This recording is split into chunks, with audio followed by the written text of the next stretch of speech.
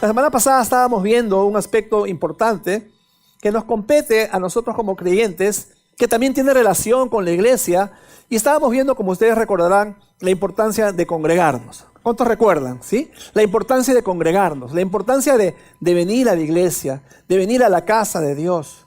No descuidar este aspecto tan vital. Y como estábamos viendo la semana pasada, ¿recuerdan? El asiento vacío. Tu asiento está vacío o tu asiento está ocupado. Cuando no vienes y no te congregas, tu asiento está vacío, y ese asiento vacío es como que tiene una voz.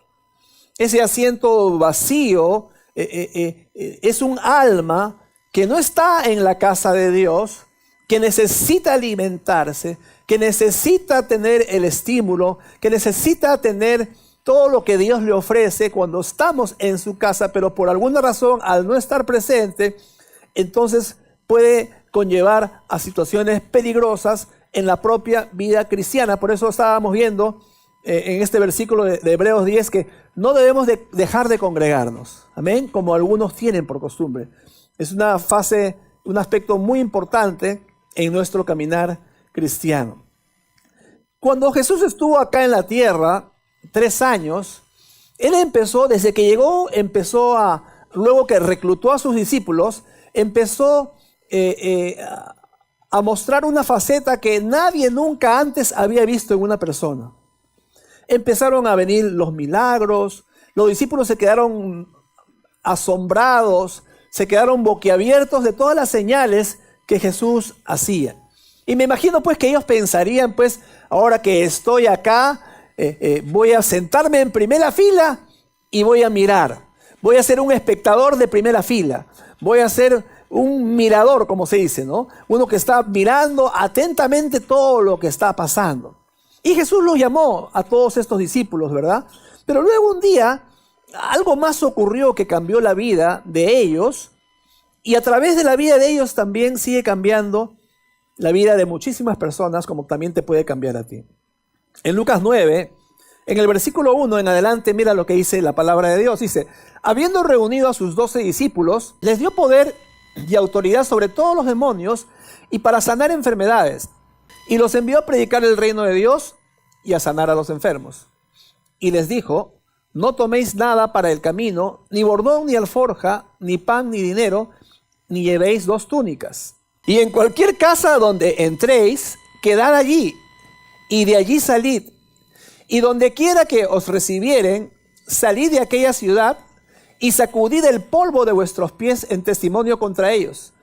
Y saliendo, pasaban por todas las aldeas, anunciando el evangelio y sanando por todas partes. Mira, lo interesante de este pasaje, antes de que esto ocurra, antes de que el Señor les delegue la autoridad y la función y el ministerio, ellos miraban y observaban, ¿cierto? O sea, estos hombres pensaron, vamos a acomodarnos en primera fila y vamos a mirar. Pero Jesús le dijo, no, ustedes no van a mirar. Ese no es el plan. Ustedes vayan y hagan el trabajo. Jesús le dijo, este no es un movimiento de ven y mira, sino de anda y haz. El título de esta enseñanza en esta mañana es anda y haz. Mira a la persona a tu lado y dile anda y haz. Dile, anda y haz. Ahora mira al otro lado y dile, no vengas y mires solamente, dile. No vengas y mires solamente, dile eso. Porque tú te imaginas a los 12 discípulos boquiabiertos, mirando, deslumbrados, estupefactos, ¿cierto? Por todas las maravillas. Imagínate a un hombre resucitar. Imagínate a otro hombre ser abiertos los ojos. Imagínate a una persona paralítica levantarse. Imagínate a un leproso siendo sanado. Es decir, todos los milagros. Imagínate que se multiplican los panes y los peces para una multitud de 20,000 personas con solamente 5 panes y 2 peces. O sea, todas las cosas que delante de ellos estaban ocurriendo, y ellos pensarían que se iban a seguir acomodando para seguir mirando cómodamente. Como tú bien lo sabes. Como tú comprenderás. Pero el llamado del Señor para ellos, como también para cada uno de nosotros esta mañana, es que El evangelio no consiste en venir y mirar, sino en ir y hacer. Amén. Nuevamente les digo, el evangelio no consiste en venir y mirar, sino en ir y hacer. Y el llamado de nosotros, de Dios para nosotros es exactamente el mismo en esta mañana, queridos hermanos. ¿Qué vamos a hacer?, preguntarían los discípulos. Bueno, haz lo que me has visto hacer, Jesús diría, ¿cierto? Por eso les dio esa autoridad. Vayan, ¿cierto? Sanen a los enfermos, echen fuera a los demonios, prediquen la palabra. O sea, todas aquellas cosas que veían en Jesús, ahora les estaba diciendo el Señor que también ellos hagan exactamente lo mismo. Interésense por la gente, predíquenle que la salvación es en mí, que yo soy el camino, la verdad y la vida, que no hay otro camino para la salvación. Si están enfermos, oren por ellos para que venga sanidad, aliméntenlos, ámenlos, hagan lo que me han visto hacer. Hace 2000 años ocurrió eso y ahora sigue siendo el mismo mensaje. Hermanos, después de 2000 años, la función de la iglesia, ¿cuántos saben que no ha cambiado? Amén. La función de la iglesia sigue siendo exactamente la misma. El resto del capítulo 9 de Lucas, hay una serie de eventos, de historias, de cómo los discípulos metían la pata.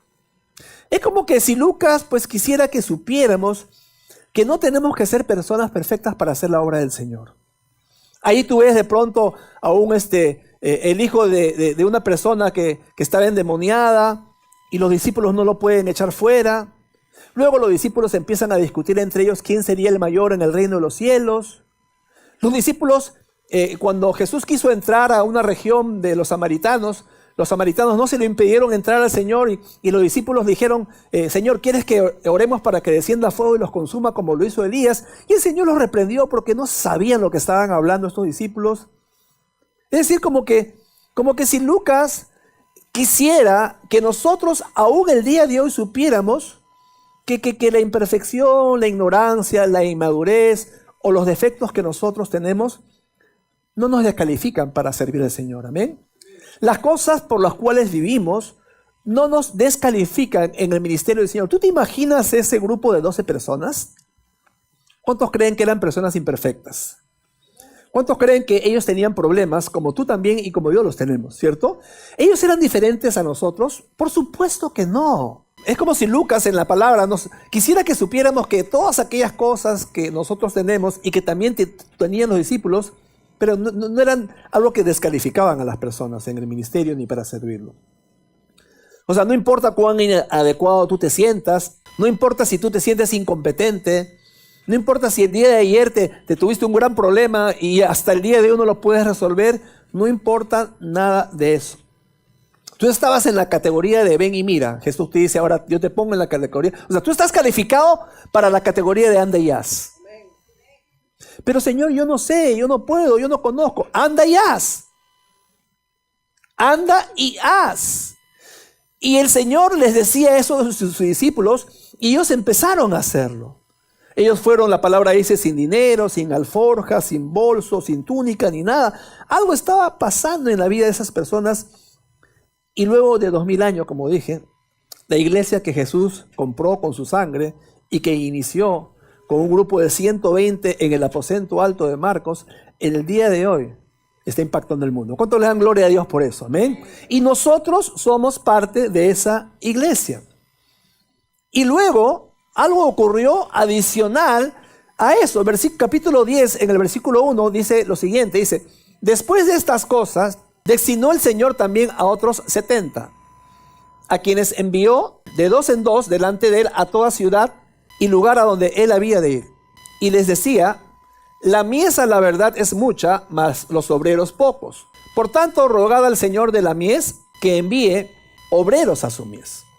No hay muchos obreros, dice el Señor. Ojo, que acá no dice pues que faltan apóstoles, que faltan profetas, que faltan ungidos. No dice nada de estas cosas. Y hay veces nosotros nos complicamos la vida. Yo conocía a una persona que no se congregaba, ¿saben por qué? Porque esta persona decía que está buscando una iglesia apostólica donde reunirse. Y como en el entorno de ella no había una iglesia apostólica, entonces por lo tanto no se reunía esta persona. Y el Señor le diría a esta mujer, anda y haz, no vengas y mires.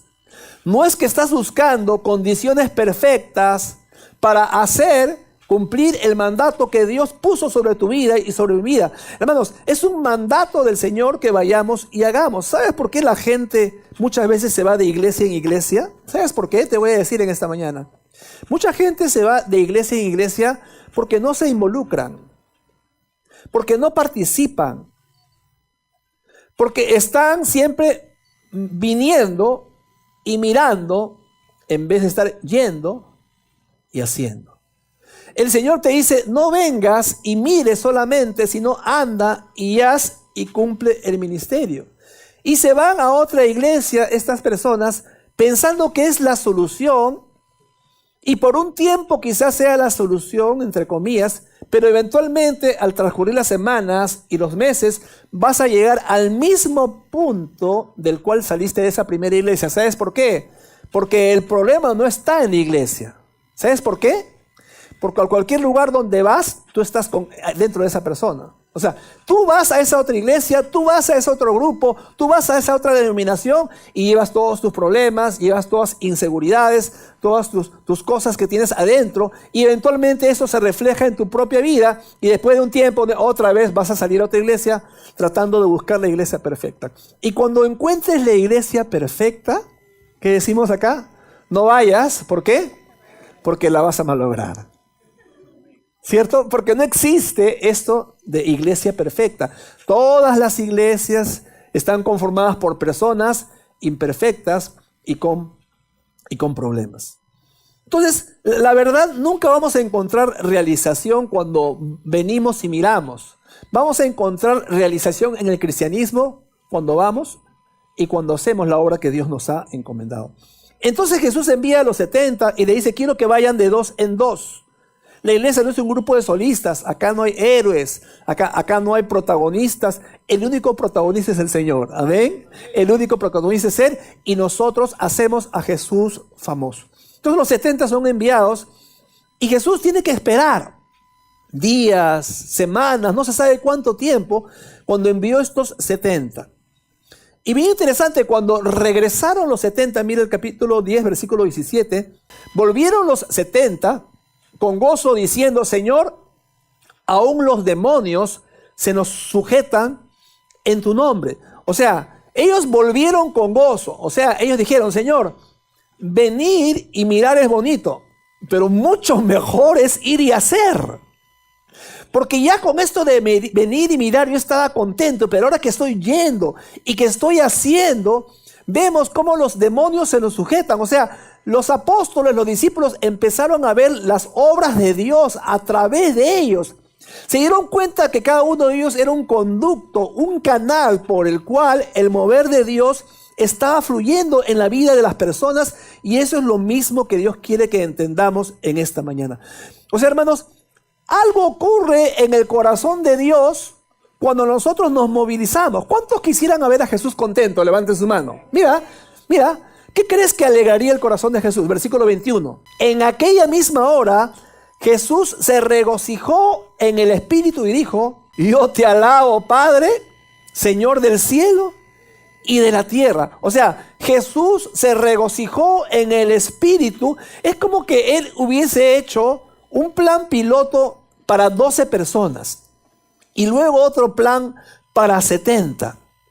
Y al ver el resultado, al ver el testimonio, al ver las cosas que habían ocurrido en el nombre del Señor a través de estas personas que no estaban viniendo y mirando, sino yendo y haciendo, Jesús entendió, este plan va a funcionar. Ya puedo morir. La obra que yo les estoy encomendando, tal y cual ellos las están ejecutando, va a funcionar. O sea, el plan estratégico para la iglesia estaba poniéndose en marcha. Personas que se van a equivocar, que son inseguras, inestables, que se pelean entre sí, que se engrían, que gente celosa, gente imperfecta, pero de alguna forma el mensaje cuando es llevado a través de ellos y cuando es derramado en los corazones de las personas, esto va a conllevar a que traiga salvación en mi nombre. Va a inspirar a la gente, la va a desanimar. Ya puedo morir. O sea, el Señor se estaba regocijando con que el mensaje que Él les había dado a sus discípulos y luego a los 70, a todo este grupo de creyentes, este mensaje tenía un efecto y un impacto en la sociedad. Hermanos, el Evangelio está llamado a causar impacto en la vida de las personas. ¿Cuántos de ustedes han sido impactados por el Evangelio del Señor? Levanten su mano. Si tu vida no ha sido impactada por el Evangelio, entonces de pronto no conoces al Señor. Pero en esta mañana puedes conocerlo. Porque el deseo del Señor es que lo conozcas. Si el Evangelio no ha impactado tu vida y no ha cambiado en tu corazón, esta puede ser la mañana donde tú conozcas del Evangelio de Jesucristo que trae salvación a tu alma. Mi vida ha sido tocada, hermanos, por el Evangelio. Mi vida ha sido cambiada. Mi vida era antes de una forma, ahora es de otra forma, por el poder del Evangelio del Señor. O sea, luego el Señor envía a sus discípulos, dice la palabra, los envía como ovejas en medio de lobos. Ahora, esto no es una frase. Las mejores fuentes que se conocen indican que virtualmente todos los discípulos fueron ejecutados por su fe. Ahora, murieron de muertes espantosas, crueles. Pedro, Felipe, Bartolomé, Andrés y Judas Tadeo fueron crucificados. Santiago, Matías fueron decapitados. Tomás y Mateo fueron atravesados con una lanza, entre otros apóstoles que murieron de otras formas también. Y la Biblia no lo menciona, pero historiadores romanos y de esa época confirman la muerte de los apóstoles, como estamos mencionando. El apóstol Pablo, al regresar a Roma de un viaje misionero, fue aprehendido por los romanos, por orden del emperador. Pablo escribe a la iglesia de Roma que oren por sus autoridades, que se sujeten a ellos. La historia cuenta que Nerón ordenó que se queme la ciudad de Roma, pero luego él inculpó a los cristianos como que los cristianos habían incendiado la ciudad de Roma. Los historiadores romanos narran de que para alumbrar las calles ante el paso del emperador, Nerón hacía quemar a los cristianos vivos para que sirvan como antorchas ante el paso del emperador. También los hacía arder como antorchas en el circo romano mientras toda la gente se entretenía con los leones que despedazaban a otros tantos cristianos también. Y ahora Pablo le está diciendo, sujétense a Nerón. Ora por Nerón. Tú podrías orar por un despiadado, por un salvaje de esa naturaleza. Luego, el emperador Nerón ordenó también, según muchos historiadores, ordenó que decapitaran a Pablo. Pero el evangelio siguió adelante. Amén. El evangelio siguió adelante y era como que pólvora, o sea, el martirio de los apóstoles era como pólvora. La sangre de los apóstoles era como pólvora que se convertía pues en un poder exponencial que en vez de retraerlos, en vez de achicarlos, en vez de opacarlos, en vez de detenerlos en el avance del evangelio, el efecto era todo lo contrario. El efecto era todo lo inverso. En vez de que se escondan, que se alejen, que se achiquen, ellos se agrandaban, ellos avanzaban, ellos seguían adelante. Nada ni nadie podía detener el poder del evangelio. Absolutamente nada, hermanos. Los siglos fueron pasando y el cristianismo empezó a extenderse a costa de persecución, martirio y muerte. Según historiadores, el cristianismo creció mucho a un ritmo de 10% por década, hasta que en el siglo IV de nuestra era, el emperador Constantino se hizo creyente. y oficializó al cristianismo como la religión oficial, valga la redundancia, la religión oficial del Imperio Romano. Así que de repente, de un momento a otro, el cristianismo pasó de ser ilegal, pasó a convertirse en la religión oficial del Estado romano. Y uno pensaría que esas eran buenas noticias, y de cierta forma así las fueron. Pero una cosa extraña, porque en esa época no se conocía el concepto de cristiano nominal.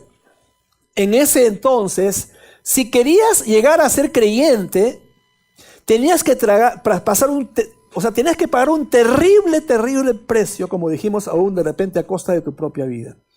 Ahora de repente todos los cristianos podían ser cristianos y era la religión oficial del Estado, porque Roma estaba detrás de eso.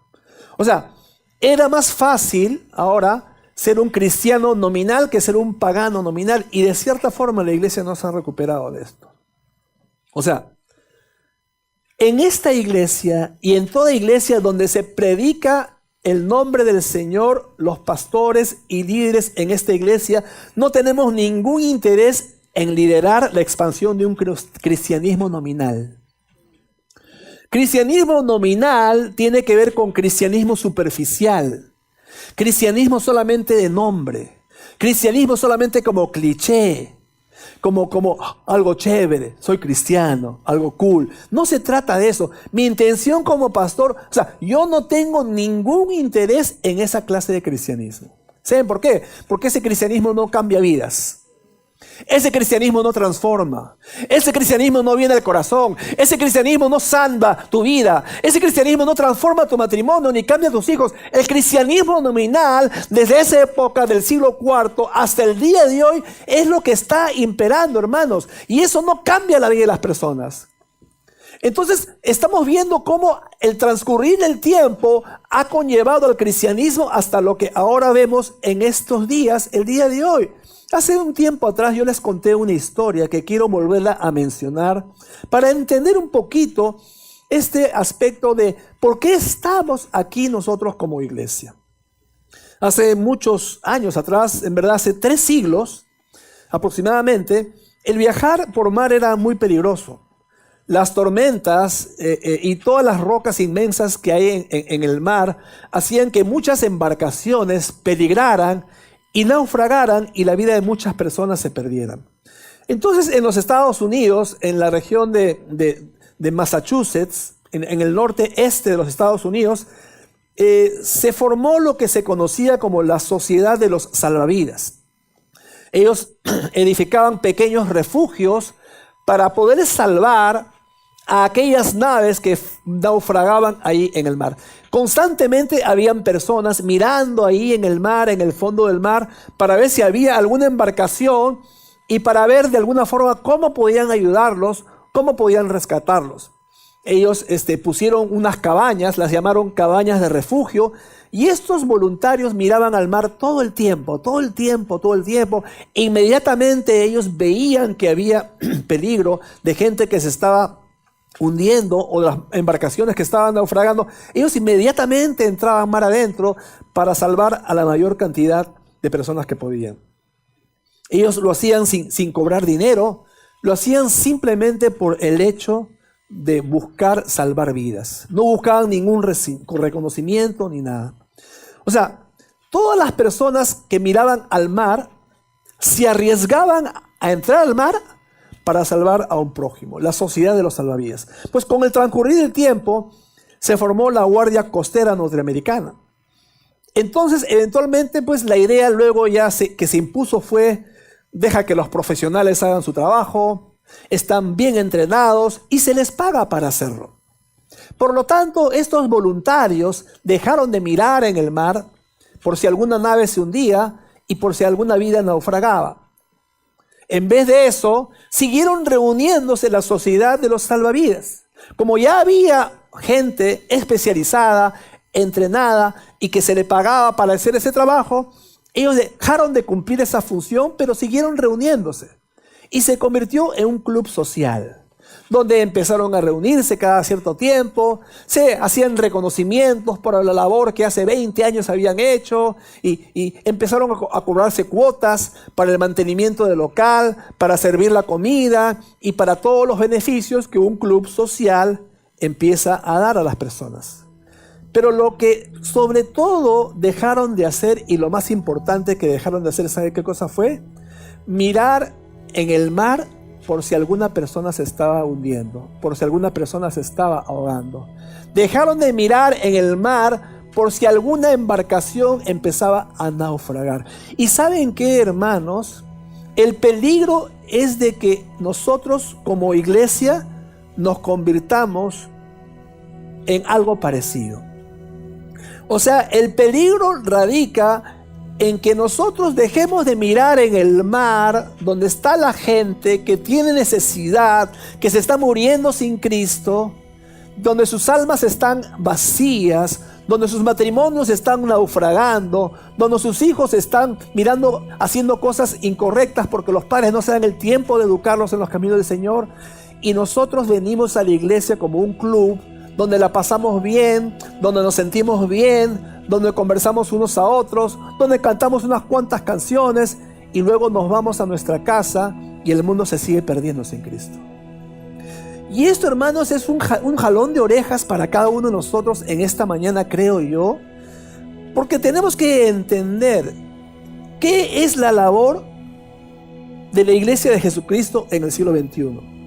O sea, el peligro y la tendencia es de que podríamos convertirnos en un club al aislarnos y en donde solamente nos preocupemos por los miembros buscando nuestro confort y nuestra satisfacción.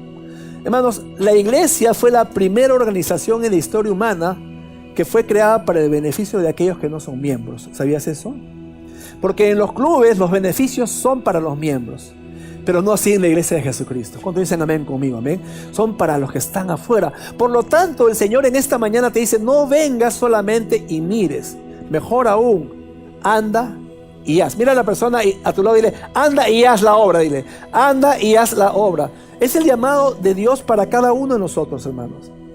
Recuerden que estamos en el negocio de salvar vidas. Amén. Estamos en el negocio de salvar vidas, una vida a la vez. Yo quiero que por favor se pongan de pie en esta mañana un ratito. Y quiero que tú empieces a preguntarte cómo está tu vida y cómo está tu testimonio allá afuera. ¿Estás yendo y haciendo o solamente estás viniendo y mirando? Si sigues en esa tónica de solamente venir y mirar, entonces el cristianismo nominal va a empezar a imperar en ti. Te vas a convertir en una persona solamente religiosa, pero no hay una transformación vibrante en tu corazón. Por lo tanto, no vas a poder impactar tu entorno como el Señor quiere que lo impacte. Entonces yo quiero que inclines tu rostro, que por favor cierres tus ojos en esta mañana y que tú con sinceridad de corazón en este momento tú le digas al Señor, Señor, perdóname porque no me estoy dando cuenta que me estoy convirtiendo en un cristiano nominal, superficial, que mi cristianismo no es vibrante como antes lo era, que he perdido esa chispa, ese fervor, ese fuego en mi vida cristiana. Y yo no quiero que sea así, Señor, por favor, perdóname. Quiero renovar, Señor, mi relación contigo. Yo no quiero venir y mirar, Señor, solamente. Yo quiero ir y hacer, Padre. Quiero cumplir la obra. Quiero cumplir, Señor, lo que tú me has llamado a hacer como tu hijo, como tu hija. Señor, sé que me vas a pedir cuentas cuando tú vengas.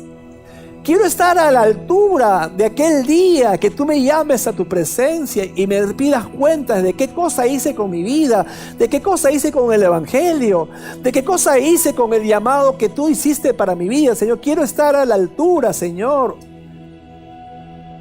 Y tú me puedes decir, bien, buen hecho, siervo y fiel. Sobre poco has sido fiel, sobre mucho te pondré. Entra en el gozo de tu Señor. Señor, yo no quiero ser avergonzado, Señor. Dile eso al Señor. Señor, te doy gracias, Señor, porque yo soy la iglesia y todos somos acá la iglesia. Y la iglesia, Señor, que tú compraste con tu sangre bendita, no ha cambiado, Señor, después de 2000 años. Tu iglesia sigue siendo la misma, Señor. Tu presencia sigue siendo la misma. Tu Espíritu Santo sigue siendo el mismo, Señor. Tu obra sigue siendo la misma, Señor. Tu muerte en la cruz fue única y fue solamente esa, Señor. Los beneficios siguen siendo los mismos. La salvación, el perdón de nuestros pecados, la vida eterna. Gracias, Señor, por el don de ser tus hijos, Señor. Gracias, Señor, por el regalo de la salvación. Gracias, Señor, porque instituiste la iglesia, tu iglesia, mi casa, tu casa, Señor, nuestra casa, Padre Santo. Gracias, Señor, porque tú la formaste, Señor. A ti sea, Señor, la gloria en esta mañana, Padre Santo. Gracias, Señor. Hermanos, cuando todo sea olvidado, cuando no existan los trabajos, cuando no existan los bancos, cuando todas las empresas y las corporaciones cierren sus puertas, aun cuando Burger King o McDonald's elaboren su última hamburguesa, aun cuando Facebook conecte a su último amigo, aun cuando WhatsApp pueda chatear con la última persona sobre la faz de la tierra, porque la Biblia dice, el cielo y la tierra pasarán. O sea, cuando pase todo, absolutamente todo, ¿sabes lo que va a perdurar? La iglesia. Imagínate ese instante, cuando todo pase, todo, absolutamente todo lo que estamos hablando. Lo único que va a perdurar va a ser la iglesia. ¿Y quién es la iglesia? Nosotros. Qué bendición, ¿no? Qué bendición. El cielo y la tierra pasarán. Mis palabras no pasarán. Y el Señor justamente dijo, yo te digo que tú eres Pedro y sobre esta roca edificaré mi iglesia. Y las puertas del infierno no prevalecerán contra la iglesia. O sea, ni el mismo infierno puede contra la iglesia que somos nosotros. Por eso, cuando todo pase y aún Satanás sea echado en el lago de fuego, libro de Apocalipsis, y todos los demonios y todo, o sea, cuando el mal deje de existir, la iglesia va a seguir perdurando. Nosotros vamos a estar con el Señor. Nosotros, según la palabra, la iglesia se llama la novia del Señor. Y vamos a estar con el Señor por la eternidad. Esa es la promesa de Dios. Yo la creo. A lo largo de la historia, Dios ha cumplido todas sus promesas sin dejar de cumplir una de ellas. Y esta promesa de que vamos a estar con el Señor por la eternidad, al haberse cumplido todas las anteriores, esta ¿por qué no habría de cumplirse?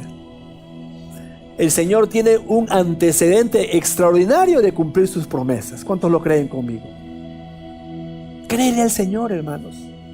Si estás pasando por alguna prueba, si estás pasando por alguna dificultad, si estás pasando por una sensación difícil en tu vida, en el que no te sientes bien contigo mismo, contigo misma, donde te sientes cargado, cargada, te sientes abatido, te sientes abatida, confundido, quisiera que tú cierres tus ojos en esta mañana, por favor, y que le des al Señor la oportunidad de venir a esa área de tu vida. Dile: Señor, me siento confundido, me siento desanimado, Señor. Señor, siento que me falta esa chispa que el pastor está enseñando, que está predicando, que está comentando. Enciende mi espíritu, Señor. Aviva mi espíritu, Padre, en esta mañana, Señor. Necesito, Señor, que tú traigas, Señor, un avivamiento a mi corazón, Señor amado. No me dejes como estoy, Señor. No quiero quedarme como estoy. Te necesito, Señor, con todo mi corazón. Necesito, Señor, un poder sobrenatural que venga de lo alto, Señor, y me cubra, Señor, de la cabeza hasta los pies, Señor. Quiero proclamar tu palabra en los cuatro vientos, Señor.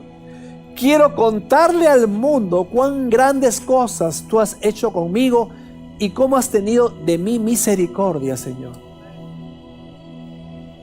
Quiero impactar mi entorno. No quiero que sea mi vida algo de ven y mira, sino algo de anda y haz. Yo quiero ir y hacer, Señor, en todo lugar donde me sea posible, Señor. En el nombre de Jesús.